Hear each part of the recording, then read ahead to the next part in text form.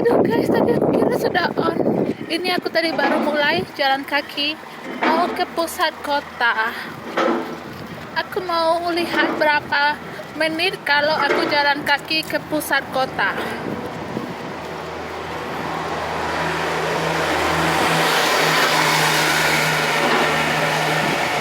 Aku jalannya cepat ya guys, jadi jangan kaget. Aku bukan jalan seperti Princess Cinderella. Aku jalannya seperti tentara. Ya karena guys, karena sudah terbiasa. Kalau Paul itu kan seperti setan. Dia kalau buru-buru waktu itu ya. Jadi aku yang nggak suka dari kehidupan di sini memang itu buru-buru itu. Tepat waktu sih boleh, tapi jangan buru-buru, ya kan? Aku ini hanya sekedar menjemput formulir karena aku nggak punya printer. Ya miskin tapi biarlah. Dan aku memang sengaja jalan kaki karena walaupun biasanya aku naik sepeda di Mentari yang berseri indah, aku sekarang mau ngitung berapa menit. Ini ada sih gelas-gelas ya, nanti kita kurangi 1 menit aja ya. Aku mau buang gelas-gelas kaca tuh, nanti kita kurangi 2 menit, 1 menit gitu, 3 menit.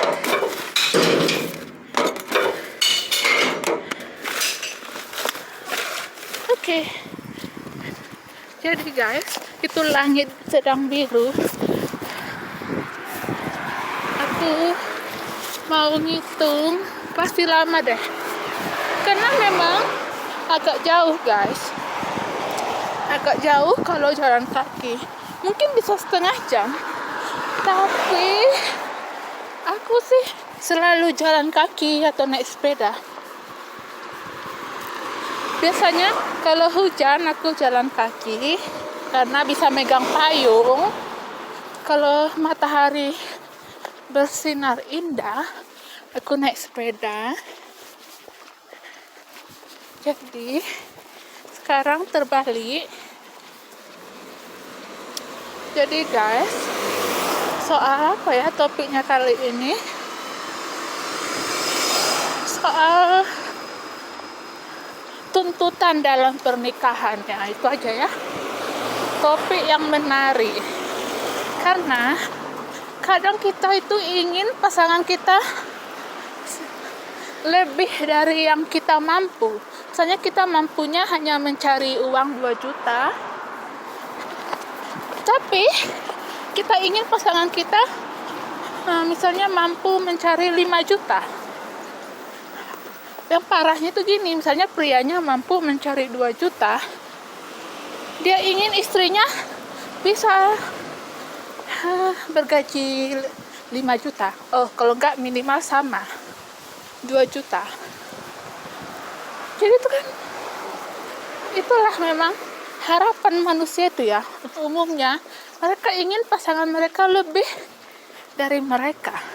Nggak ada kan yang mau misalnya pasangannya itu lebih kurang atau lebih minus dari dia gitu ya kan. Jadi misalnya contohlah aku ingin pasanganku lebih gitu, tapi sebenarnya aku ingin sih yang sama aja, misalnya sifatnya sama seperti aku, nggak usah lebih baik dari aku. Kalau uang ya harus lebih lah ya, kan dia pria. Aku kan seperti ini, seperti gimana ya, seperti pekerjanya di urusan domestik. Jadi aku harusnya dibayar, bukan aku yang mencari. Jadi tuh, tadi harapan dalam pernikahan, kita ingin pasangan kita itu begini begitu ya kan. Kadang orang juga bilang itu istilahnya mimpinya ketinggian gitu. Misalnya kita ingin pasangan kita begini, kalau yang perempuan ingin pasangannya itu yang ganteng, maco, mapan. Jadinya kita merasa, orang merasa gitu, si yang tadi bermimpi itu ketinggian mimpinya. Padahal manusiawi ya kan. Kita ingin pasangan kita yang lebih baik, lebih bermutu, lebih berkualitas bagus. Makanya sebenarnya ya, sebelum kita mengharapkan dapat pasangan yang lebih bermutu dan lebih berkualitas dari kita, kitanya juga yang harus ini dulu ya kan, memperbaiki diri. Kita ingin lebih plus, lebih baik. Jangan sampai kitanya minus, nggak bisa ngapa-ngapain gitu ya, istilah orang. Nggak ada kemampuan, nggak ada skill, tapi ngarepnya dapat yang begini begitu. Ini berlaku untuk cewek cowok ya, untuk pria dan wanita, untuk laki-laki dan perempuan. Jadi kalau misalnya aku menghayal yang bagus-bagus, ya karena aku juga sudah berusaha lebih bagus guys. Ya nggak sombong sih. Ini guys, toko second hand, just 2 euro, pakaian 1 euro, tapi nggak buka, lagi tutup. Wah, ada sepeda guys, berapa euro itu ya? Itu kalau sepeda aku 100 euro guys, mungkin udah di coating dulunya ya, karena itu kan bermerek gitu, merek Giant. Tapi sih yang ini, yang non elektrik. Jadi kalau aku menghayal guys, ingin pasangan yang bagus-bagus, ingin yang bagus-bagus dari pasangan, aku kan sudah berusaha lebih bagus juga. Aku kan nggak mau ya ngayal tinggi tapi nggak usaha memperbaiki diri. Oh, ini toko tutup guys, toko beli ini aksesoris. Jadi aku sudah belajar lebih baik lagi dengan pengalaman ini, pernikahanku yang pertama, pernikahanku dengan Paul.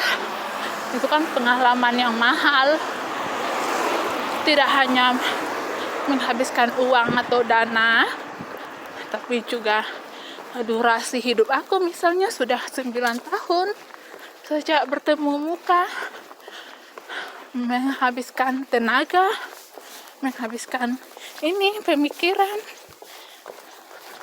butuh pemikiran gitu ya, butuh pemikiran, tenaga, durasi hidup aku.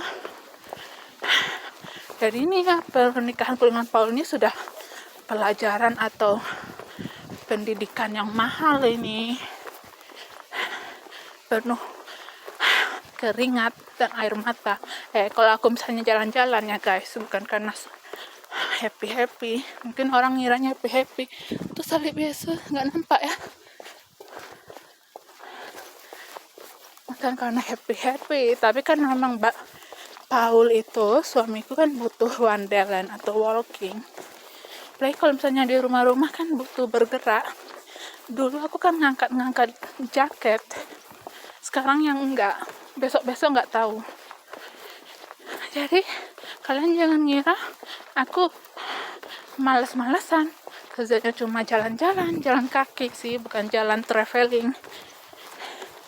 Makanya kalau misalnya mengamati seseorang, mengamati orang lain itu, lihat lebih dekat. Jangan taunya cuma misalnya dari orang ke orang. Misalnya gini cerita orang ya. Misalnya aku ini diceritakan orang, istri bule yang kere, baru penerima tunjangan sosial. Baru lagi cerita orang, misalnya bulenya itu suka ngamuk, suka KDRT. Nah, orang kan bisa aja langsung berkomentar, itulah kan bego, kalau mau nikah tuh jangan beli kucing, jangan seperti beli kucing dalam karung. Itu sirine untuk Senin pertama di setiap bulan guys. Nah, kalau nikah itu harus teliti dulu, jangan cepat-cepat, jangan mau cepat-cepat. Kalau kalau sudah sama-sama dewasa sebenarnya nggak apa-apa ya. Kalau memang sudah sama-sama butuh pasangan, sudah sama-sama mencari teman hidup, partner, kalau misalnya sudah cocok 3 bulan kenal pun sebenarnya nggak apa-apa nikah. Tapi kalau sudah mature, dewasa, kecuali misalnya masih remaja, anak sekolahan, SMP, SMA, masih kuliah, ya nggak mungkin 3 bulan kenal langsung nikah. Itu kan lucu. Halo.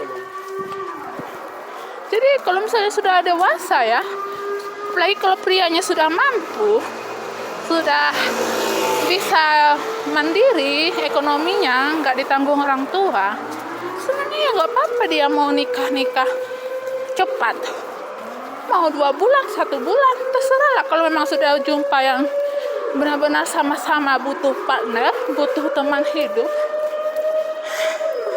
Jadi ceritanya apa tadi? Soal aku, misalnya kalau diceritakan orang, udahlah bulenya kere, bulenya penerima tunjangan sosial, bulenya suka HDRT, kan orang langsung menjawab begini begitu, tanpa misalnya mendalami lebih dalam. Aku lari guys, karena memang ditunggu mobil, karena kadang mobil mau berhenti walau kita sudah berhenti, karena ada zebra cross. Jadi mereka tahu itu pengendara mobil, mereka nggak mau menyeberang. Jadinya terpaksa yang tadinya kita sudah stop, aku sudah stop, jadinya aku harus menyeberang dulu.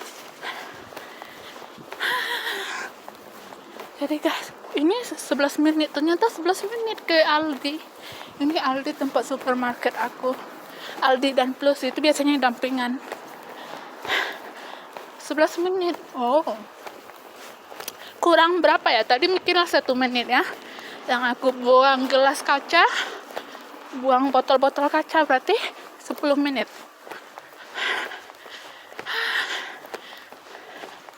Jadi guys, soal mencari nafkah, aduh aku salah jalan, aku menyeberang dari mana? Ini sedang menanti penyeberangan, semoga tidak lama-lama. Aduh. Jadi ini sudah 12 menit. Lama. Agak lama juga ya. Jadi tadi intinya, kalau misalnya kita belum mengenal orang itu, gak usah kita langsung memberi vonis, memberi penghakiman. Ya, tapi sih mungkin aku sendiri lupa juga apa yang aku bilangnya. Tapi aku kan nggak pernah ya guys memvonis orang. Paling aku ngasih pendapat atau masukan, dan kadang orang yang tadinya curhat malah ilfil sendiri diberi masukan. Lucu ya kan? Mungkin memang orang itu menceritakan kisahnya nggak butuh masukan, hanya untuk mengeluarkan saja gitu ya kan. Jadi mereka misalnya kalau mereka ada masukan dari orang lain, mereka itu malah jadi nggak suka atau ilfil sama kita. Jadi udah, lain kali kalau ada orang misalnya yang ceritakan tentang hidupnya atau permasalahannya, kita oh gitu ya, walau kadang kita dikira ini on atau polos, nggak bisa misalnya memberi masukan. Kan manusia macam-macam aja ini pemikirannya. Nanti kita kepedean dibilang sombong, nanti kita merendah dibilang lah kita pemalas. Aku berharap sih agak cepat ini ke sentrum, ternyata lama. Halo, itu salib biasa, ternyata lama juga. Tapi setidaknya ya guys, puji Tuhan bisa jalan kaki. Bisa sih naik bus, tapi maksudnya kalau bisa jalan kaki berarti enak ya kan. Seandainya aku dan Paul itu masih di Sihu Sapi, kalau ada urusan Tuhan kami panjang guys, ke Pengururan jauh, ke Siantar jauh, memang menderita kali, mungkin Paul tersiksa juga ya aku bawa ke Samosir. Ya Tuhan, makanya aku nggak mau ini, apa ya, nggak mau membuang suamiku Paul, karena dialah temanku dalam menjalani hidup ini. Dan memang mungkin inilah yang terbaik, kembali ke Belanda, ke kampung nenek moyangnya. Ya kayak inilah kan, aku mau ke sentrum atau pusat kota itu, jalan kaki bisa, naik sepeda bisa, naik bus bisa. Dan paling enak jalan kaki sih, sambil olahraga. Itulah. Jadi, apa tadi lagi ceritaku? Jadi itu ya, kalau misalnya aku diceritakan jelek-jelek, aku dibilang misalnya pemalas, ya udah aku ceritakan kan keadaan dan situasinya. Situasi dan kondisi itu beda-beda. Mungkin ada juga yang bilang, alah, kan bisa sih minta izin tinggal. Ya syaratnya kan ada. Apa syaratnya? Kan Paul yang jadi sponsor sebagai suami. Bisa sih dari aku. Tapi kalau misalnya aku punya pekerjaan, dan ini bedanya. Kan aku tadinya itu bukan dari pekerjaan masuknya ke Eropa ini. Kalau misalnya seperti aku dulu, walaupun itu au pair, itu kan dari aku sendiri ya. Tapi itu pun dulu ya, au pair itu kan disponsori host family. Kalau yang ini setelah tahun keduanya juga aku disponsori host family yang sama. Jadi sebenarnya kan aku juga disponsori. Jadi kalau misalnya pun aku bekerja duluan, misalnya aku bekerja balik ini ke host family aku yang di Jerman, bisa aja. Cuma kan aku kan udah menikah, aku harusnya bekerja di rumah tanggaku. Kalau memang suami aku sehat, aku bekerja yang lebih baik dong, jangan yang sama lagi. Bukan milih-milih kerja, tapi maunya ada perkembangan ya kan. Lagian itu ya, au pair itu kan harusnya untuk ini, yang fresh, anak-anak gadis yang fresh gitu. Jangan yang sudah agak senior. Aku kan udah 32 plus, mau 33. Masih au pair gitu. Bukan mengeji au pair, cuma ini soal tahap-tahap pekerjaan orang itu kan harusnya jangan itu aja. Biar yang masih fresh, tamatan itu, fresh graduate, bisa juga ini mendapat pekerjaan. Kan dulu aku juga bisa. Aku mau nyebrang lari, nggak mau nanti terekam. Aku misalnya teriakin bus. Aku sih nggak pernah diteriakin. Cuma kita harus tahu diri. Kita kan lagi numpang di negara orang. Aduh ya ampun, banyak banget ini. Menyebalkan. Kadang orang ngasih lampunya tuh menurut aku agak lama. Mungkin dia juga lagi nih ya, merenung sambil nyopir. Aduh. Jadi guys, 18 hampir juga 20 menit ya. 18.54, 55. Memang sih tadi kan awalnya udah aku duga bisa setengah jam. Kalau aku jalannya tuh agak lambat, agak seperti putri gitu. Ini 19.13. Tapi ya puji Tuhan ya guys, kalau misalnya kita sehat nggak boleh malu jalan kaki loh. Di Indonesia kan malu orang jalan kaki. Ya karena Indonesia itu masih ini ya, negara berkembang. Jadi kalau jalan kaki, kalau naik sepeda malu. Di sini mah naik sepeda biasa aja. Putri-putri kerajaan juga naik sepeda ke sekolah ya. Udah 19.49, 19.50. Aku nggak mau menyorot ini ya guys, jalan-jalan nanti aku dikira sengaja ini buat video yang soal keadaan di sini. Nanti dikira aku menyalahi ini izin. Aku kan hanya ini sekedar ngobrol-ngobrol. Dan aku sudah bilang alasan aku ya kan, karena Paul nggak mau diajak ngomong. Saya nggak di sini lagi loh, kantor ini, kantor untuk ini apply tunjangan sosial udah pindah lokasi, tapi yang kantor umumnya masih di sini. Oh, udah sampai ya guys. Aku harus pakai masker, enggak sih? Itu Jerman. Ini guys, udah gedung HMT ya di belakang. Oke, bye bye. 20 menit